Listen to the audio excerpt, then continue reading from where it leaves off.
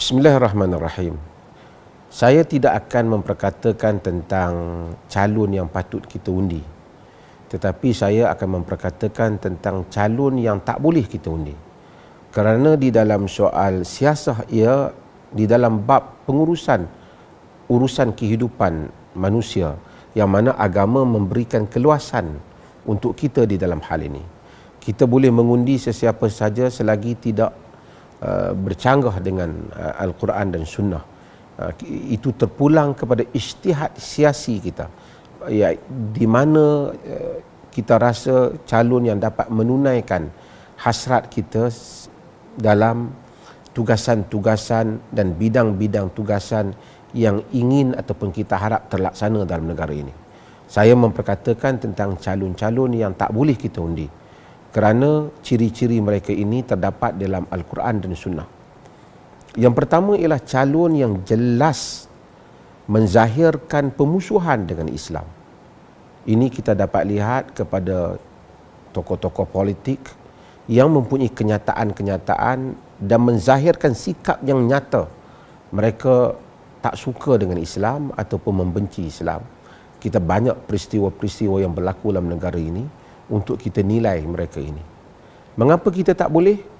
Kerana Allah Subhanahu wa taala di dalam surah Ali Imran ayat 118 memberitahu kepada kita, ya ayyuhallazina amanu la tattakhidu bitanatan min dunikum la ya'lunakum khabala waddu ma'anittum qad badatil baghdha'u min afwahihim wa ma tukhfi suduruhum akbar. Wahai orang-orang yang beriman, jangan kamu mengambil orang dalam kamu, yakni orang yang kamu berikan kepercayaan yang selain daripada kamu, yang mana mereka itu tidak henti-henti berusaha untuk menyusahkan kamu, mendatangkan bencana kepada kamu. Mereka suka jika kamu ditimpa oleh kesusahan. Telah nyata kebencian daripada mulut-mulut mereka. Apa yang tersimpan di dalam dada mereka itu jauh lebih besar. Ini amaran Allah melarang kita mengambil mereka ini sebagai teman ataupun sebagai orang yang diberikan kepercayaan. Ini golongan yang pertama. Golongan yang kedua ialah golongan yang secara terang menyokong mereka yang menentang ataupun menyokong golongan yang menentang agama Islam.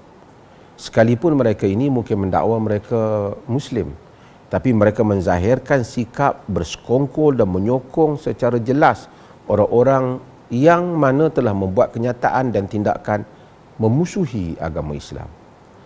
Ini adalah sikap nifaq ataupun munafik. Allah Subhanahu wa taala di dalam surah An-Nisa mengingatkan tentang hal ini.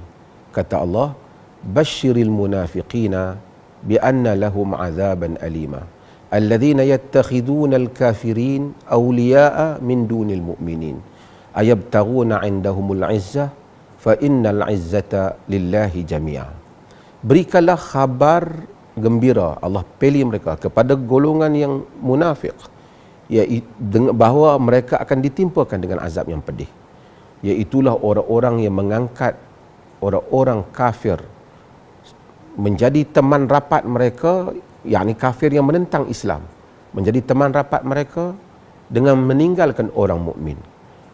Adakah mereka mencari kemuliaan di sisi orang-orang kafir itu yang menentang Islam? Sesungguhnya kemuliaan itu semuanya milik Allah Subhanahu wa taala. Golongan ini menyokong mereka sama dengan menyokong golongan yang pertama tadi. Golongan yang ketiga ialah golongan yang mempunyai rekod ataupun sejarah latar mereka yang terlibat dengan rasuah atau penyalahgunaan kuasa secara jelas, ataupun yang menzahirkan sikap untuk bersedia kepada berlakunya rasuah atau bersedia untuk menyalahgunakan kuasa. Ini dilihat kepada latar sejarah mereka, kenyataan-kenyataan mereka, sikap yang ditunjukkan. Jika nyata sikap itu daripada mereka, kita tidak boleh menyokong golongan ini. Ini kerana Allah Subhanahu wa taala telah berfirman dalam Al-Quran, "Wala tarkanu ilal ladzina zalamu fatamassakumun nar Jangan kamu cenderung kepada orang-orang yang zalim, nanti kamu akan disentuh oleh api neraka. Golongan ini adalah zalim kerana mereka telah menyalahgunakan kuasa yang ada pada mereka, dan rasuah merupakan kezaliman kepada rakyat jelata ataupun kepada mereka yang lain yang mana yang sepatutnya berada di dalam persaingan yang sihat ataupun mendapat peluang yang sama. Golongan ini juga haram untuk kita menyokong mereka. Golongan yang